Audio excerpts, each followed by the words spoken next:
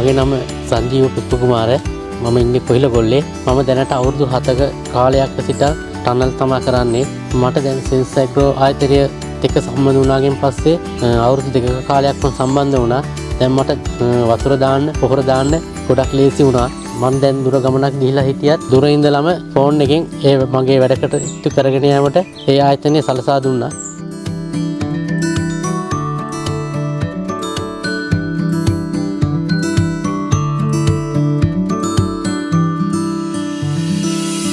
Sense agro app එක හරහාම උෂ්ණත්වය ආර්ද්‍රතාවය බලා ගැනීමට හැකි නිසා මට කරදරයකින් තොරව වගාව කරගෙන යාමට හැකියාව ලැබුණා.